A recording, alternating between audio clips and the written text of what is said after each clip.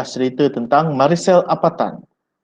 Maricel Apatan, 22, stands in the kitchen of the Edsa Shangri-La Hotel in Manila, preparing to decorate a cheesecake.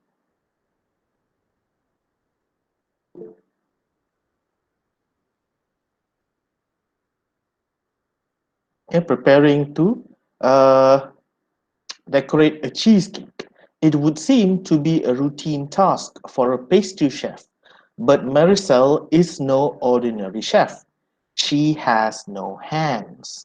Okay, jadi pendengar pertama dia introduce kepada karakter yang akan diceritakanlah dekat dalam kejap.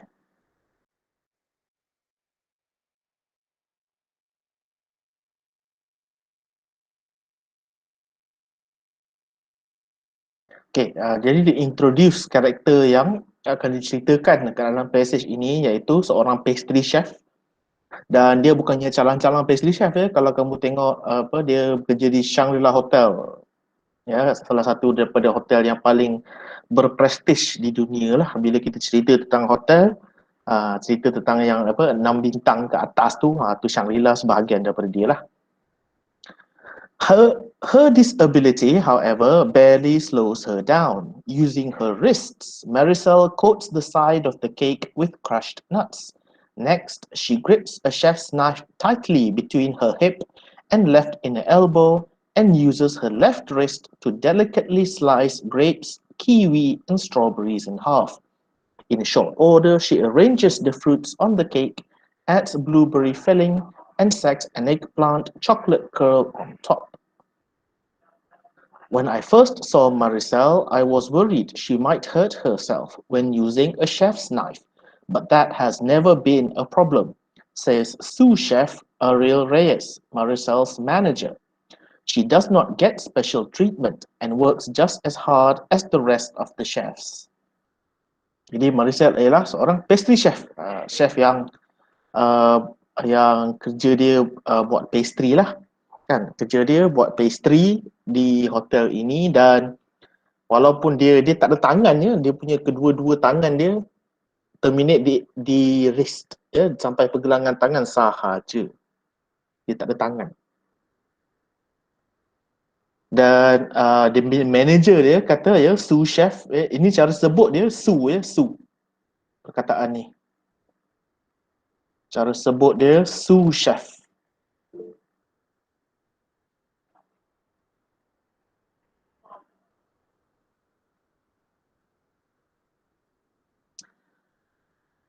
Dan dia punya manager dia kata dia tak pernah ada masalah dengan menggunakan pisau tukang masak.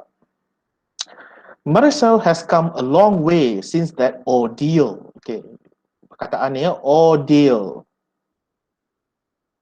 Ini perkataan yang jarang juga lah kita jumpa, kan. Ordeal ni maksudnya kejadian pahit, ya.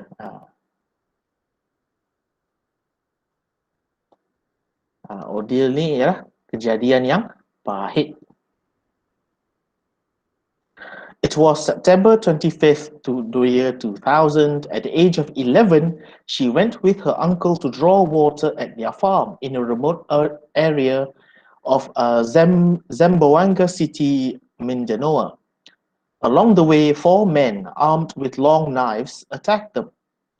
They told her uncle to face down on the ground, and they hacked him on the neck and killed him. Maricel was in total shock. The men were people whom she knew, their neighbors. She tried to escape, but the men ran after her. She pleaded for her life, but they weren't listening. With a long knife, a man slashed her on the neck too.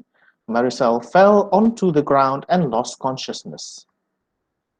When she woke up, she saw a lot of blood and the feet of the men around her, but she pretended to be dead. Until she was sure the attackers were gone, Maricel ran back home. As she was running, she could see that both her hands were falling off. She cried, but she kept running. Maricel called for her mother. Upon seeing her daughter, her mother screamed in terror. She then wrapped her bloodied child and carried her to the hospital. Maricel underwent a 5-hour operation and had 25 stitches to cover the wound in her neck and back, but her hands could not be saved. Miraculously, she survived from the tragic incident. The incident, however, left her traumatized. She went through multiple therapy sessions before she could finally get back on her feet. Her uncle also survived the attack, and eventually they testified against two of their attackers who are serving life sentences. Archbishop Antonio Ledesma, a distant relative, understood their financial constraints. He paid the hospital bills and brought the criminals to justice. That helped to reduce her parents' burden. However, that was not the end of her struggle. She now had to cope with her disability. She returned to school, but her classmates' teasing often left her in tears. I was totally dependent on my mother. It was not all plain sailing, she recalls. It was hard for a little girl like her to endure such pain. Alright, jadi paragraf yang ke 1, 2, 3, paragraf keempat, kelima dan keenam cerita ya bagaimana Maricel dia apa yang jadi dekat dia lah ya, macam mana dia dan uncle dia kena serang ya, kena attack oleh oleh jiran dia sebenarnya. Jiran dia dua orang kena serang ya di leher, di belakang, ya tangan dan walaupun kedua-duanya hidup ya, kedua-duanya survived tetapi dia punya tangan dia tu tidak boleh diselamatkan. Kemudian dia dapat pertolongan daripada seorang saudara saudara Archbishop. Archbishop ni macam dia ialah seorang ketua ketua agama lah di kawasan itu. Kalau macam kita ada imam kan, diorang ada bishop, kemudian bishop banyak-banyak, semua di bawah seorang archbishop. Itulah dia archbishop, ketua agama Katolik Kristian ya. And then selepas itu 5-hour operation, 25 stitches baru boleh selamat, baru boleh survive. In 2004, Archbishop Antonio Ledesma arranged for Maricel to live in the house with no steps, a Manila rehabilitation and training center for people with disabilities. She learned how to write and do chores and, more importantly, came to terms with her disability. Trusting in God, I became more determined to strive to have a normal life. I believed I had an important mission in life because I survived the attack. Maricel persisted and eventually graduated from high school and enrolled in a 2-year hotel and restaurant course in Cagayan de Oro City. I have really enjoyed cooking since I was 7 years old. Thanks in large part to her parents' unwavering support, Maricel flourished, even though she was the only disabled student in the course. I wasn't shy or intimidated to sign up for class decorations like cake decorating. She didn't shy away from the attention. I wanted others living with disabilities to believe it is possible to live a normal life, Maricel says. When managers at the EDSA Shangri-La Hotel saw Maricel on television, they hired her as part of the hotel's Care for People project. Fellow chef Al-Jamil Borja marvels at Maricel's skills. She asks for assistance only if she needs to move a hot kettle or large saucepan from the stove or open slippery bottle caps, says Al-Jamil. In 2008, she graduated from a course in hotel and restaurant management. She even received a gold medal for arts and crafts. In 2011, she finished her education to be a chef. Yes, a chef without hands. Nothing could stop this young lady from reaching her dreams. Alright. Jadi selepas dia ke hospital dan dia habis dia punya sekolah tinggi, high school dia punya dia punya sekolah menengah lah, Archbishop tu lagi sekali tolong dia untuk tinggal satu tempat ni, nama dia House with No Steps, a Manila Rehabilitation and Training Center, untuk orang yang kurang upaya, rumah orang upaya, di mana di situ dia belajar menulis, dia belajar buat kerja-kerja rumah, dan bagaimana dia berfunction walaupun dengan kecacatan tu. Kemudian dia belajar memasak, dia masuk universiti kan, ada dekat sini, hotel and restaurant course. Kemudian dia graduated lagi satu course in hotel and restaurant management, dan akhirnya sekarang ini dia sedang bekerja sebagai pastry chef di Edsa Shangri-La Hotel. Jadi inilah cerita tentang si Maricel Apatan. Ni dekat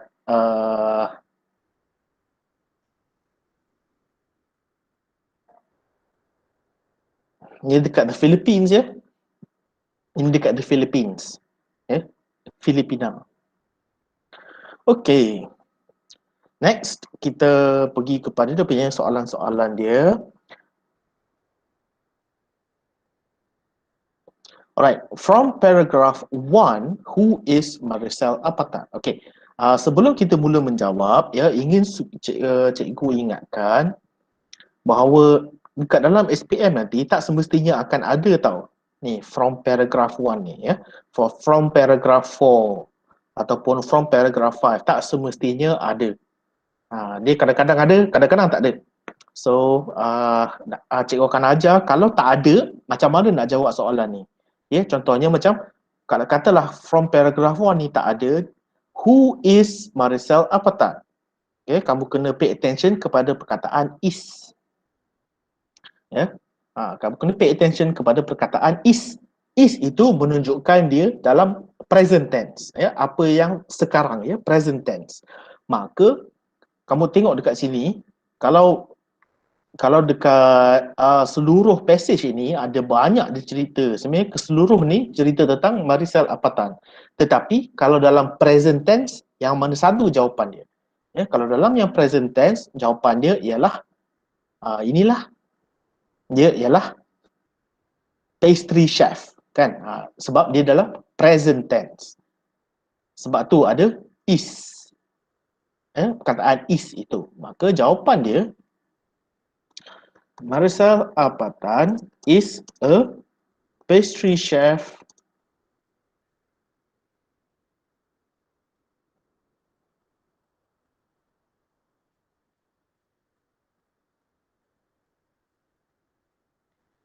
working for the Edsa Shangri-La Hotel in Manila. Betul ke? In Manila, okay. Maka inilah jawapan dia ya.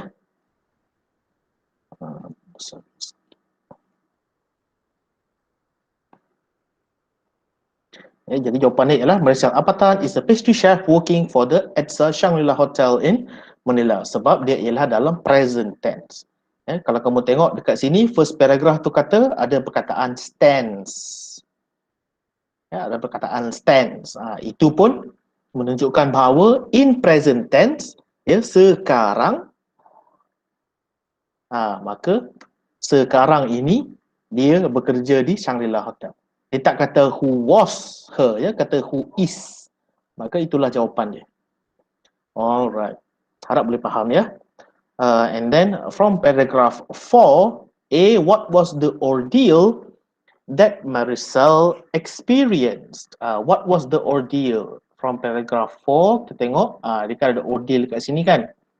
So the ordeal was they were attacked. Kan, mereka diserang. Kejadian yang pahit itu ialah mereka diserang. The ordeal that Maricel experienced was her and her uncle being attacked. At their farm, kan? At their farm in a remote area in Zamboanga City. Being attacked at their farm. Okay, at their farm. Okay, jadi dah cukup dah. Ya, tak payah panjang-panjang sebab dia satu markah saja kan, one mark saja, satu markah saja, maka cukuplah kamu buat summary saja ya, mereka diserang. Okay.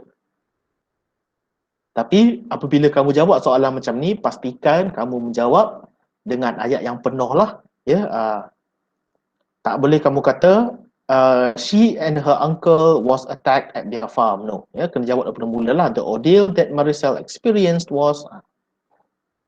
Ya, alright. Next, what does the expression? Okay, macam mana nak sebut ni? Pleaded ke pleaded? Plead. Plead. Okay, jadi pleaded. Yeah, okay. Pleaded for her life. What does the expression pleaded for her life? Ya, plead ini maksudnya merayu. Ya, plead ni maksudnya merayu. Mana pula? Ni. Plead ni maksudnya merayu.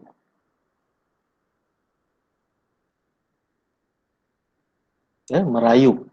Pleaded for her life. Maksudnya, kalau kita nak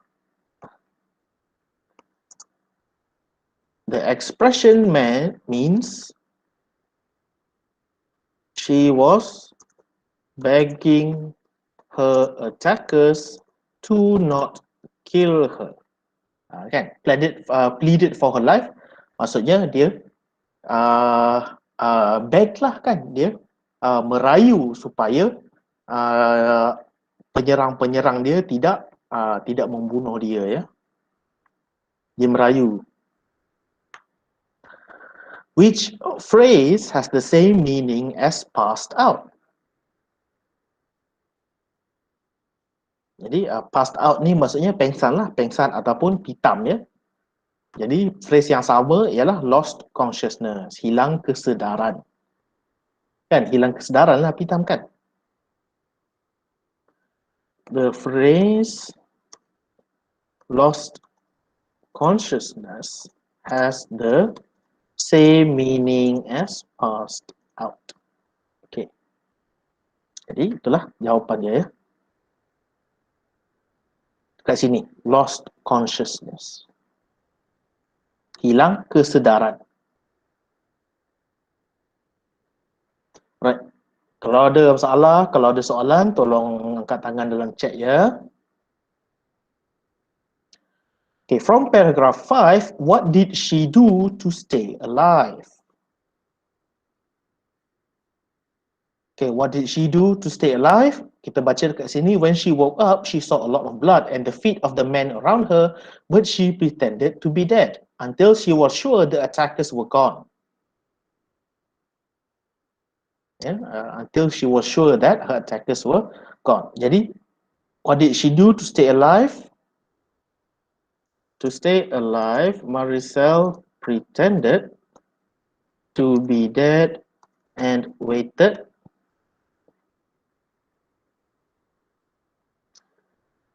until her attackers were gone. Ya, waited until her attackers were gone. Jadi sebab dia tak mahu diserang, dia tak mahu diserang, jadi dia berpura-pura mati. Maricel pretended to be dead and waited until her attackers were gone. What happened to her hands? Nah, dekat sini dia tak tulis apa yang jadi. Ada tak dia tulis? Dekat paragraf 4 dia tulis bahawa mula-mula sekali dia diserang di bahagian leher. Kemudian dia hilang kesedaran kan. Dia mula-mula diserang di leher, kemudian dia hitam. Apabila dia bangun, dia tunggu sehingga penyerang-penyerang dia dah hilang, dah tak ada dah, barulah dia berlari balik rumah. Kemudian as she was running, she could see that both her hands were falling off. Dia tengok dia semasa dia tengah lari balik rumah tu, dia nampak bahawa kedua-dua tangan dia nak terjatuh. Jadi kita boleh rumuskan dekat situ, ya, benda tu jadi semasa dia pitam kan, semasa dia tidak sedar diri, ya, semasa dia tidak sedar. Jadi kita boleh kata her hands were injured, attack lah, when she lost consciousness. Ya, tangan dia diserang semasa dia hilang kesedaran, ya, semasa dia tidak sedar. Okay, from paragraph 6, what was the connection between Archbishop Antonio Ledesma and Marisol?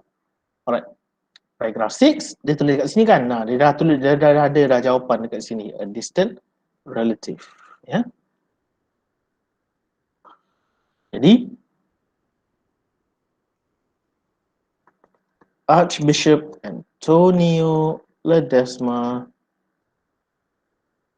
and Marisol are distant relatives. Ya, mereka keluarga, keluarga yang jauh lah, tapi ada hubungan kekeluargaan dekat situ. And then how did the Archbishop, ya, sepatutnya kat sini, how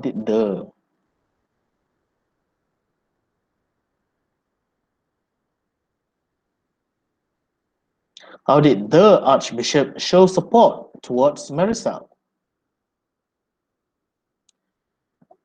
Ya, dekat dalam paragraf 6 dia kata he paid the hospital bills and brought the criminals to justice. Jadi tulis je lah kan, the Archbishop showed support towards Marisol by paying the hospital bills and bringing the criminals to justice.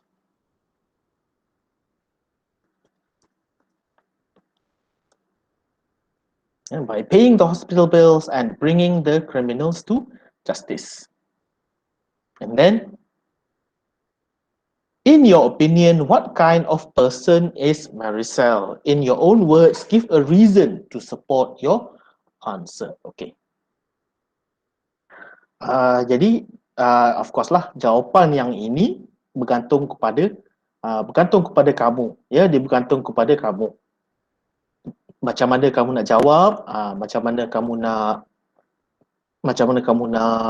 apa pandangan kan, opinion, soalan opinion. Jadi kalau cikgu, in my opinion, Marisol is a very strong person.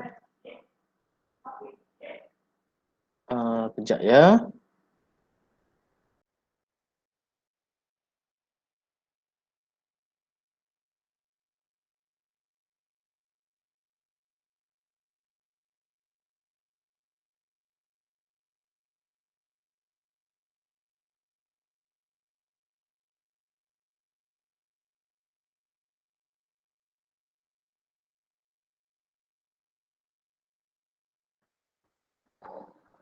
Okay, jadi in my opinion, Marisol is a very strong person. And then dia kata give a reason to support your answer. Marisol is a very strong person because she had the strength to not only recover and accept her recover from and accept her disability. She did not stop, she did not allow the disability from stopping her becoming a successful person. Jadi kena ada reason lah ya, kena ada sebab kenapa opinion kamu begitu ya. Jadi contohnya dekat sini ialah she is very strong because she did not only recover and accept her disability, she did not allow her disability from stopping her becoming a successful person ya. Dia bukan sahaja recover ya. Kadang-kadang orang ni dia ada masalah kemudian dia terus jatuh. Ya, dah tak recover dah lepas tu. Okay, next. Based on the passage given, write a summary. Alright, write a summary. Jadi summary ialah maksudnya rumusan lah, dan dia dah bagi dah 3 poin yang dia minta kamu gunakan dalam summary itu. Nah, summary dia ada apa peraturan-peraturan dia ya. First kali, be in continuous writing form, and then use materials from lines 15 to 61. Mana lines 15? Maksudnya mula dekat sinilah kan. Mula daripada sini sehingga ke line 61 sampai habis lah. Okay, jadi boleh guna perenggan 4 sehingga 9. And then not be longer than 130 words including the 10 words given below. Okay, jadi bawah ni dia dah bagi 10 patah perkataan. Jadi kamu tidak boleh tulis lebih daripada 130 patah perkataan. Okay. Apabila kita menulis summary ya, apabila kita menulis rumusan ya, yang paling penting sekali sebenarnya dalam penulisan rumusan ialah kamu jawab soalan dan kamu tak lebih-lebihkan. Maksudnya jangan lebih daripada 130 patah perkataan. Asalkan kamu rumuskan apa yang ketiga-tiga poin ini, tak kisah kalau dia pendek pun tak apa ya, dia pendek pun tak apa, asalkan kamu rumuskan dengan asalkan kamu jawab soalan tu dengan betul lah. Jadi first kali dia tanya the problems, and then how she coped, and then what she did to become successful. Now, kadang-kadang ada juga jenis pelajar yang dia tulis betul-betul pendek betul dia tulis.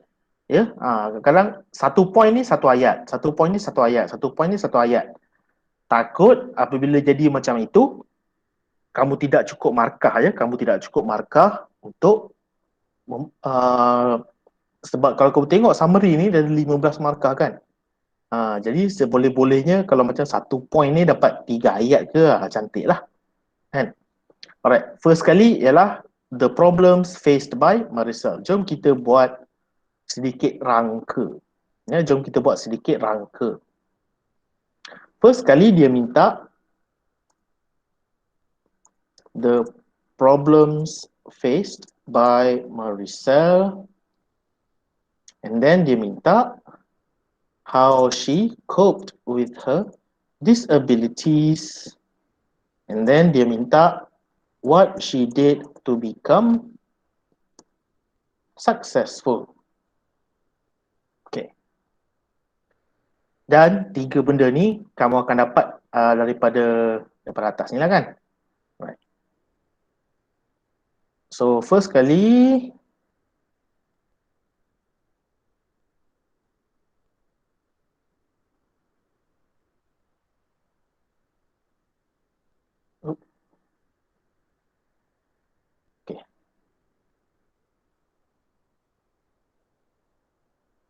first kali the problems.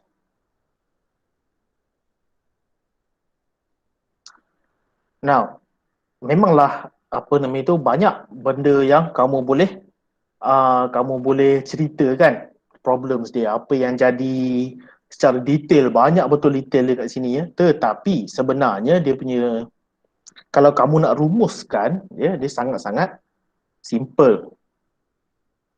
Maricel was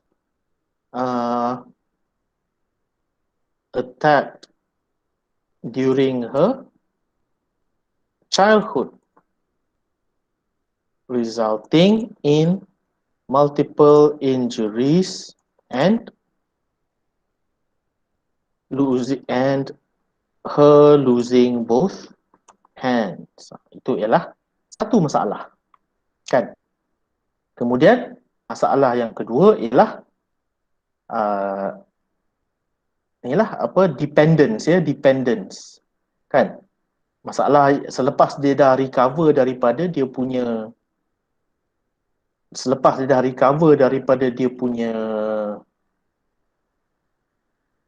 masalah fizikal, kemudian masalah mental pula, kan? Apa yang jadi?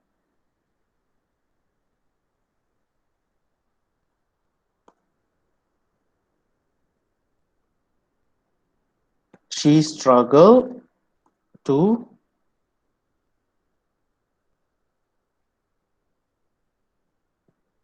cope with her disability at school and was dependent on her parents. Jadi dua tu ialah point je lah, kan? First kali dia kata first kali ialah kecederaan itulah, ya, kecederaan dan kecacatan itu. Kemudian selepas itu dia dibuli, kemudian totally dependent, ya, maksudnya dia bergantung kepada ibu bapa dia sebab tanda tangan, kan? Kesianlah. Okay, and then kita pergi ke bahagian yang seterusnya. How did she cope? Apa yang dia buat untuk handle benda itu, ya? She was sent to the house with no steps, rehabilitation center,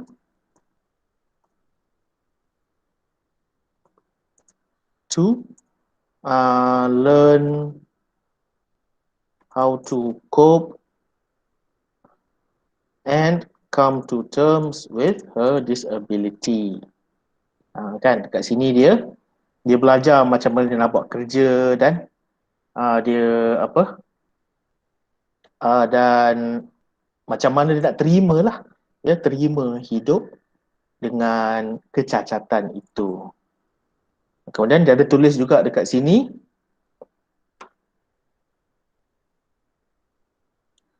she trusted in God and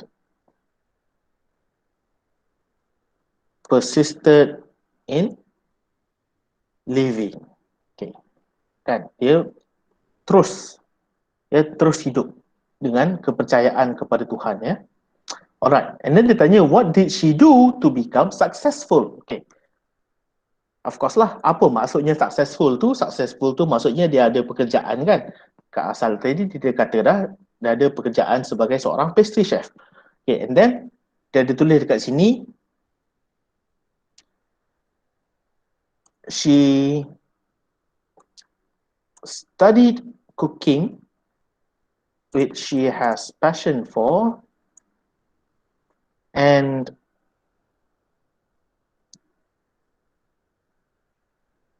graduated from high school as well as a 2-year course. Itu yang pertama sekali. Kemudian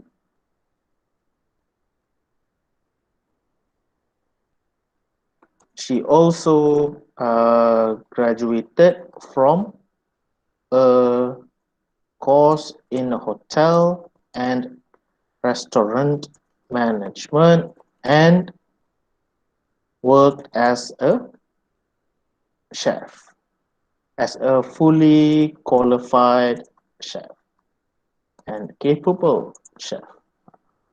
Jadi itu adalah jawapan-jawapan kepada poin-poin itulah, ya. Apa soalan-soalan yang ditanya tu, itu ialah jawapannya. Kan, tiga soalan ni, kan.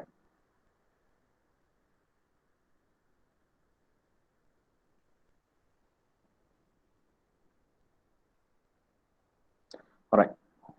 Now, untuk menulis.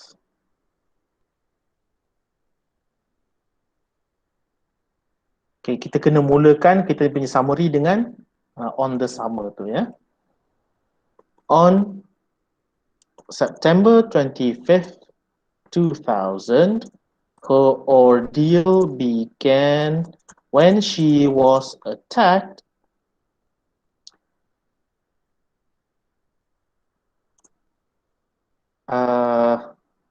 tak boleh kata during her childhood sebab dekat sini dah ada dah on September 25th ya.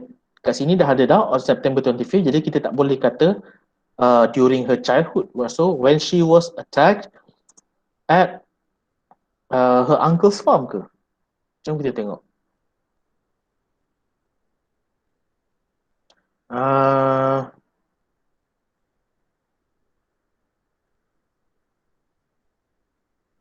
At their farm, yeah, when she was attacked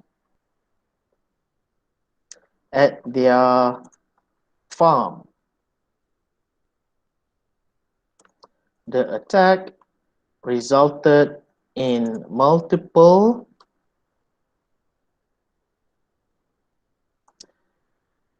injuries and her losing both hands. Okay, itu ialah poin yang pertama. Poin yang kedua, she struggled to cope with her disability at school, often being bullied and became dependent on her parents. Okay. And then kita pergi ke bahagian yang seterusnya. Ingat, kalau dalam summary, ya, kalau kamu buat satu paragraf pun sebenarnya dah cukup dah. Ya, tak payah nak multiple paragraph sebenarnya. Tetapi kalau nak buat multiple paragraph pun boleh juga. Especially kalau dia bagi point macam ini kan. Nak buat multiple paragraph pun boleh kalau kamu rasa panjang ya. Okay, katalah kita nak buat paragraf baru. She coped with her disability when she was sent to the house with no steps rehabilitation center. There she learned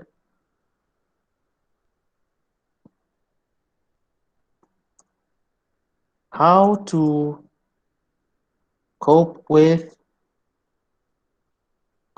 and come to terms with her disability. She trusted in God and persisted in living. All right. And then, in order to become successful despite her disability, she studied cooking.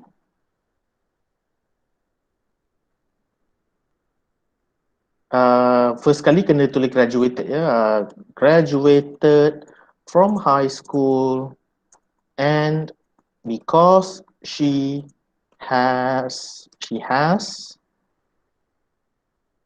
a passion for cooking, she also completed a 2-year course in what? Jom kita tengok balik. A 2-year course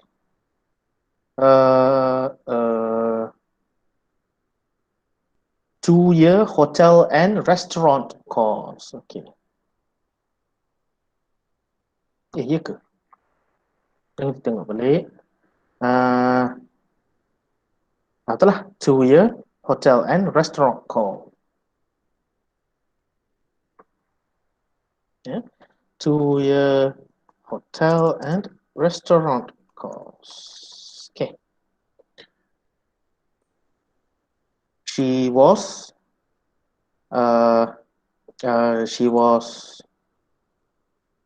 called to work by, apa nama hotel tu? By,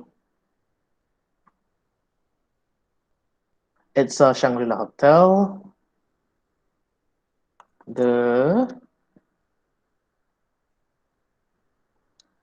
It's a Shangri-La Hotel and also graduated from a course in hotel and restaurant management.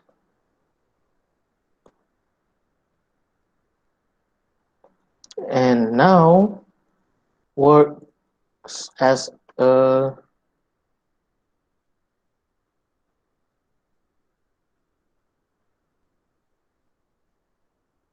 fully qualified and capable chef. Okay. Jadi untuk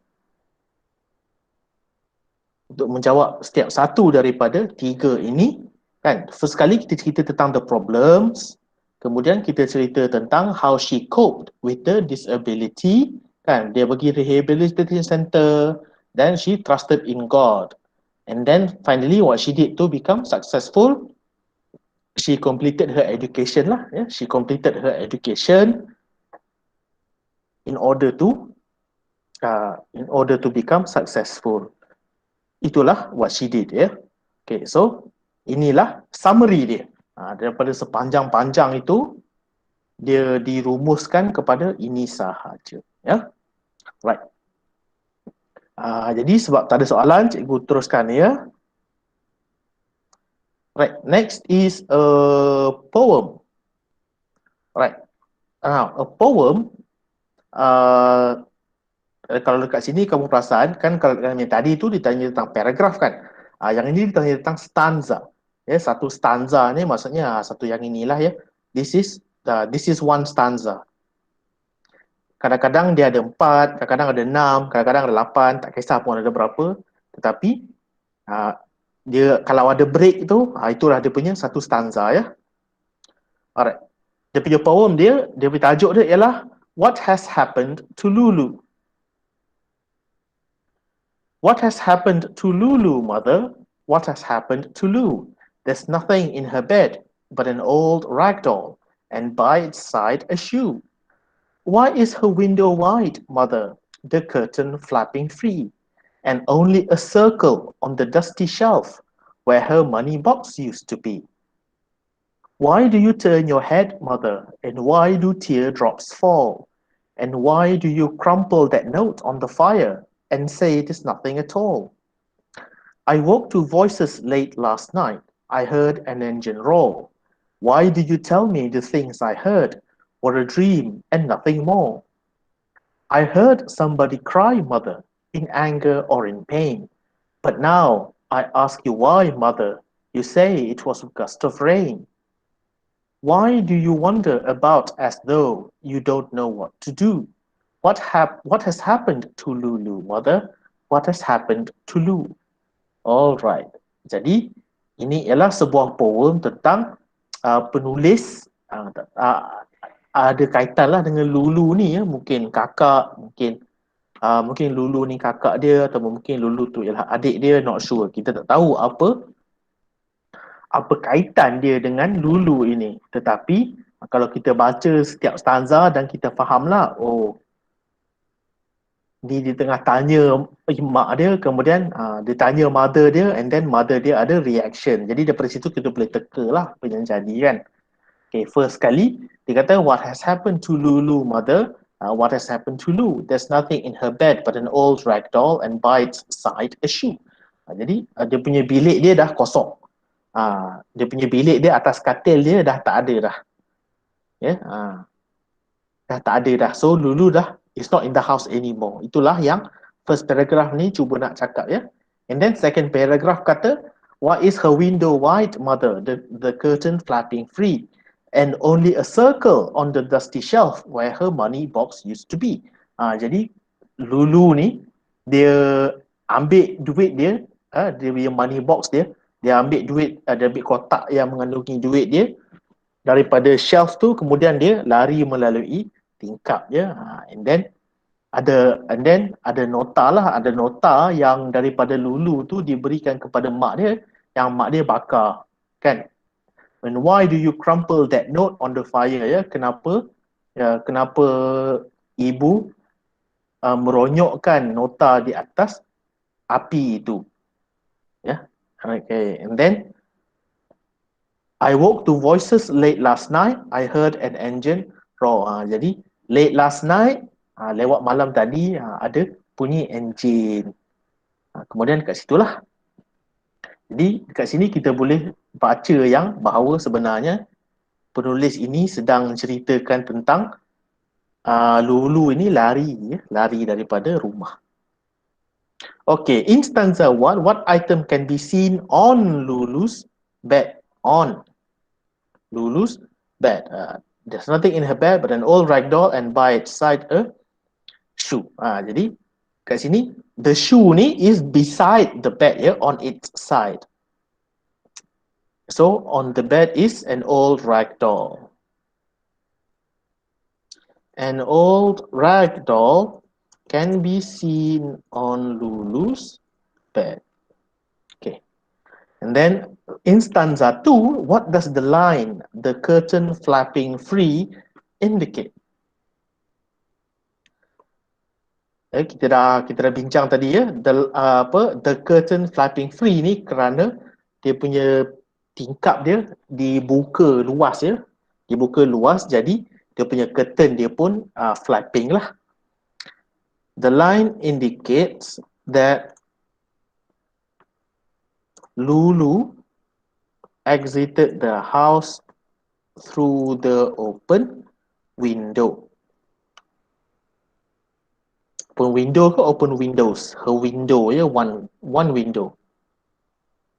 Through the open window. And then what did Lulu take with her? Lulu took with her money box, ya. Lulu took her money box with her. Yeah, Lulu took her money box with her.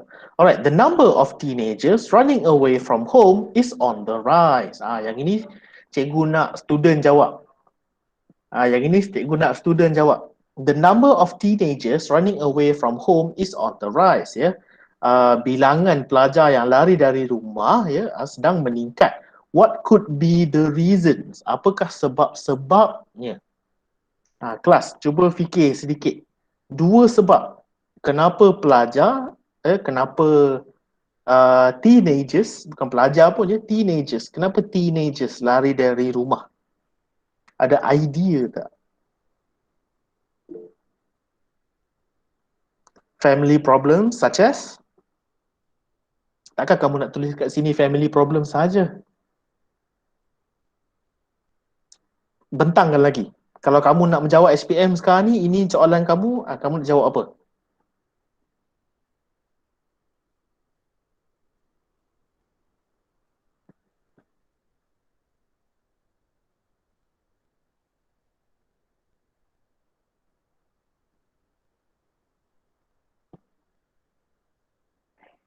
Such as fighting with parents.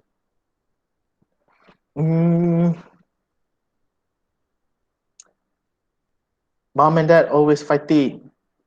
So, kupaskan lagi.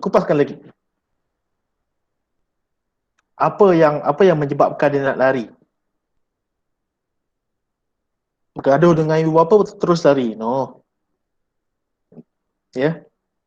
Itu drama sangat tu. Bergaduh sekali je terus lari? No. Kupas lagi. Fikir lagi.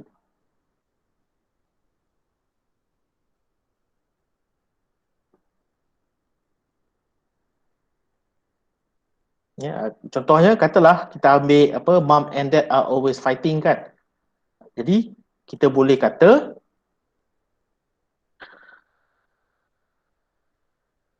the teenager could feel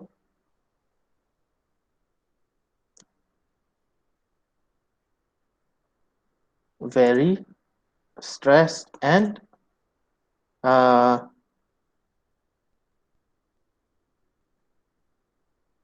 and wish to leave the house. Contohnya lah, could feel very stressed kan. Jadi apa-apa pun, yes, uh, dia tak kisahlah sebab bergaduh ke, sebab macam-macam lah kan. Jadi apabila stres itu terlalu tinggi, maka dia nak menjauhi diri dia daripada rumah itu ya. Aku feel very very stressed.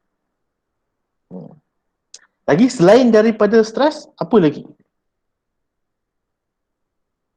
Cuba fikir jauh daripada diri kita. Cuba fikir tentang pengaruh luar. Kalau reason satu ialah pengaruh dalaman. Kalau reason dua, cuba fikir pengaruh luaran.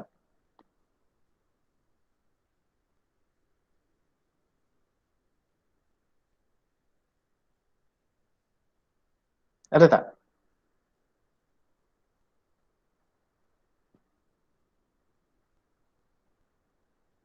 Ya, influence by peers pun boleh juga. The teenager could be influenced by their peers and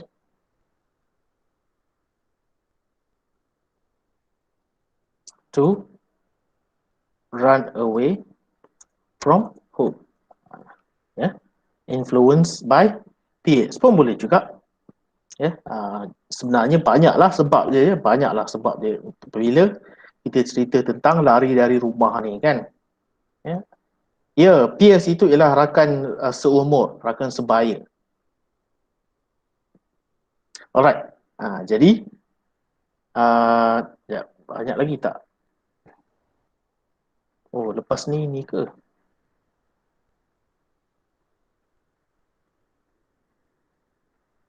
Oh, yang ini kita tak boleh buat ni sebab dia cerita tentang novel ya. Alright. Jadi maksudnya kelas kita malam ini nak tengok jawapan A dengan B. Ni.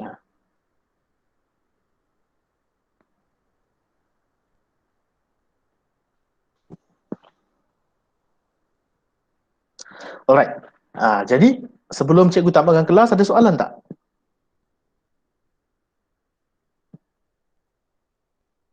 Kalau ada soalan tolong angkat tangannya. Alright. Kalau tiada soalan, jadi cikgu tamatkan kelas sampai di sini sajalah. Ya. Jadi kita akan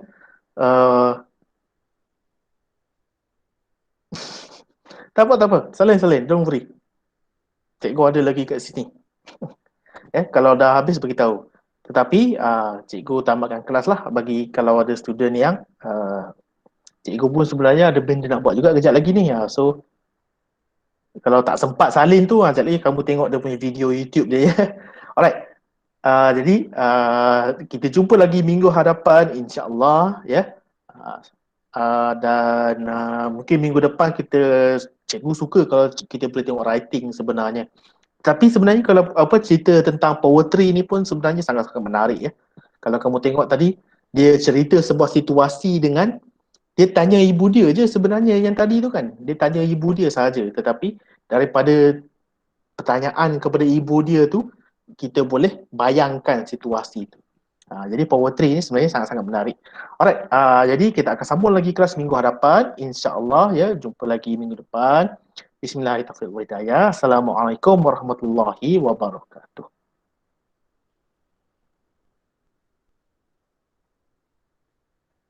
Ya, sama-sama. No problem.